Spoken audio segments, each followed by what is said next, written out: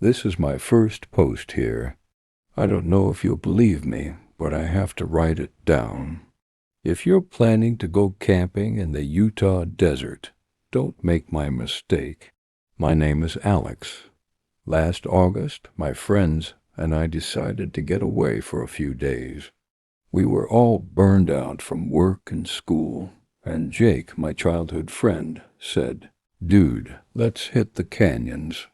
No Wi-Fi, no neighbors, just us and the stars. His younger sister Hannah joined us. She's 2 years younger, and so did my best friend, Michael. Jake had this old Ford with giant off-road tires and mounted spotlights. We joked it would survive the apocalypse. We loaded it with tents, food, water jugs, sleeping bags, a gas stove. The plan was simple: drive deep into the Utah desert, set up camp, and stay 3 nights. The drive was long, gravel crunching under tires, red cliffs rising into the sky, nobody around.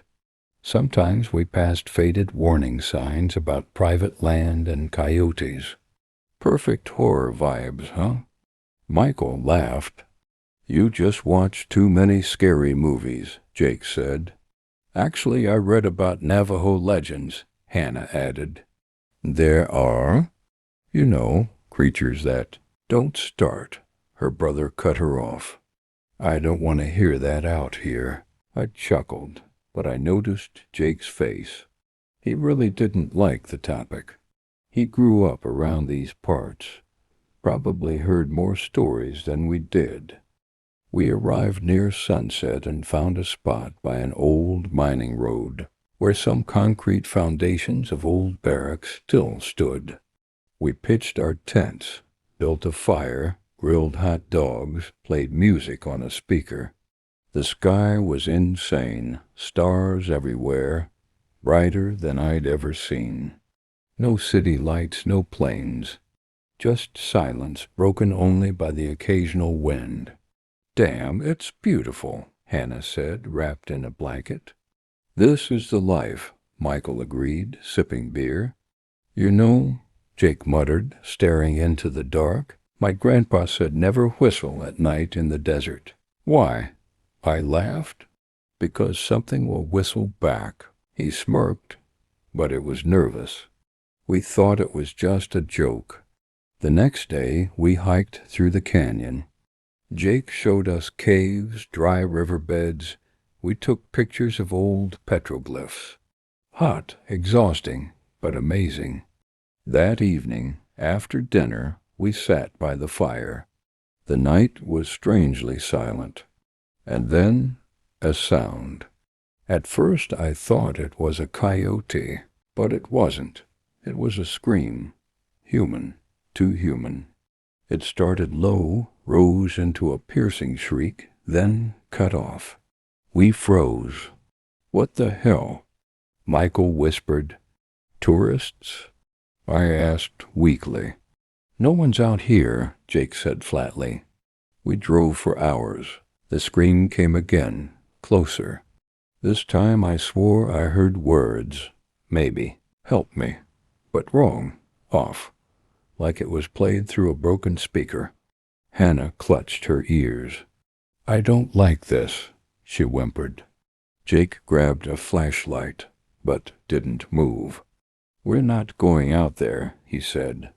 "Could be a coyote mimicking voices. They do that." I wasn't sure he even believed himself. We sat for 20 minutes until it stopped. Then Jake tossed more wood into the fire. "No one leaves camp at night. Got it?" I woke at dawn to silence. Too much silence. Jake's sleeping bag was empty. His boots were still by the tent. "Jake," I called out. Nothing. We woke Michael and Hannah. Searched the camp, shouting his name. Nothing. No cell service. At first we thought maybe he wandered a bit, but after hours, nothing. And then we heard it.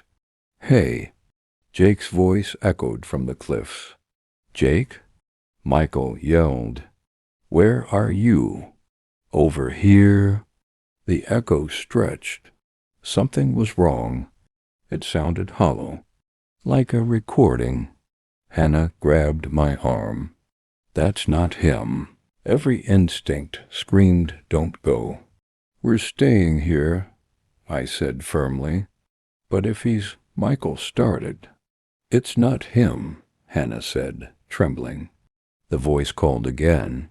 Guys, come. And then silence. By noon, Jake walked back into camp from the cliffs. Dusty, no backpack, but smiling. You guys serious? I was just checking the canyon. You freaked out? Where were you? I demanded. We called for you, not far. No signal. Didn't hear you. Something was off. Jake always limped a little from an old injury. Now he walked perfectly. His eyes looked darker. His voice duller. That night he barely spoke, just stared into the fire. I woke later to a sound, cracking, like bones snapping. I sat up. Jake stood by the fire, back to me, his body twitching like he was trying to peel something off. Then he spoke, in my voice. Alex, he rasped. Alex, help me. I froze. He slowly turned his head. Smile too wide, teeth too straight, eyes black. I shook Michael and Hannah awake. Quiet, truck, now. We packed in seconds. Jake didn't move, but I felt his gaze. We jumped into the Ford. Engine roared. And then the sound hit, not a scream, but a guttural roar mixed with static that made my head throb. We sped off. I glanced back and almost lost control. Jake was chasing us. Too fast, too wrong. Arms dangling, body contorting, sometimes running on all fours. His mouth stretched in that impossible grin. Floor it. Michael shouted. I am, I screamed. We flew over rocks, engine howling, but he kept up. Only when we hit asphalt did I look back. He was gone. We didn't stop until we reached town. Police said Jake probably wandered and died out there. They found our camp, but the tracks vanished into the cliffs.